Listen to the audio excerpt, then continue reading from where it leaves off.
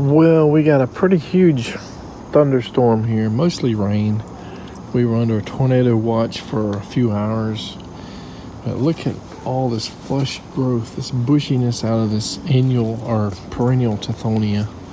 The annual ones usually die down all the way to the ground during like the first little frost or whatever. And sometimes they reseed, sometimes they don't, depending on your climate or microclimate, I guess, in the south. These guys will have some dieback. Some people, again, these guys may die to the ground. And a few people, I guess, report that they don't come back and they have to replant them. Maybe until they find their perfect microclimate. But I see they are definitely kind of invasive here because they are just spreading like crazy. But as long as you keep up with them, this is an amazing amount of freaking chop and drop or whatever you want to call it, green manure. I mean, this guy's what, a year old now, and when we get several of these going, hopefully way away from wherever they can cause problems, we'll have tons and tons of green manure from these guys, even though they've never bloomed here so far. Nice, 10-12 foot branch from a red maple fall during this storm. Guess what? This is raised bed material. It just comes from the sky basically here for free. It's the amount of water, even on areas that normally don't flood very easily. Over here on raised bed 1 and 2, we definitely still got some standing water here. And this is a somewhat, not the highest area in our property, but it's not really a normal area that would hold water, retain water, on the top of the surface here. But the storm, I guess, we just got like an hour and a half of hard rain, really hard rain. And that's all it took. Look at our Saijo or Saijo persimmon here. It's already full of flowers and a lot of new growth. I mean, it looks just, just come out of dormancy, maybe a week or so ago. And it's already got a lot of green growth on it. Got some of our onions here popping up that we put in here. And, we just had a mixed variety of mixed colors. And I think there's one right there. And again, I'm not a fan of onions. A lot of people love them. A lot of people use them daily.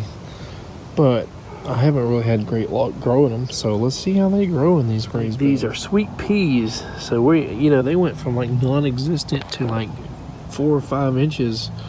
It seemed like just in this rainstorm.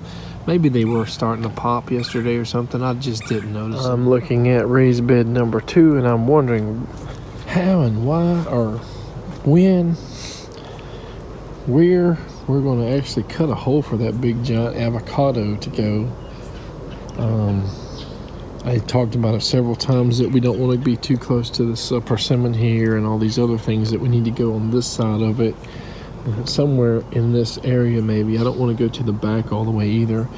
The neighbors or their lawn control people sprayed or some kind of herbicides or maybe gasoline or something all along the fence line, trying to kill all the weeds, over 2-3 foot over to our property, which is kind of bad. But we definitely don't want that stuff to be sprayed on, a nice avocado tree. There's a persimmon tree here, a small one that we planted last year. So yeah, they're densely populated. If everything grows well, it's going to have a dense, planting. That's what permaculture is about, though. I can't really go to the back and look at other stuff too much because there's so much water here, and I don't have water boots.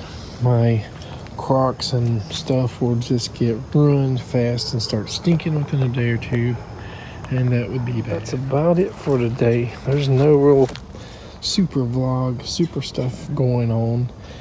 Does the pineapple look like it's grown any? I would say it's probably got a 4 or 5 foot span between the longest leaf, or whatever these things are called, and the other side. We were hoping to do something today, even though we knew rainstorms were on the radar. We just didn't know how bad it was going to be. So it could still be, just because of the flooding and all, a few days before we get started in wetlands on one again. Or if we get a lot of rain, it could be weeks. Or raised garden bed, the aged wood chip raised garden bed alternative. This rain will just encourage more seeds to sprout and more growth from sprouts and different plants that are already sprouted or already alive or coming out of dormancy.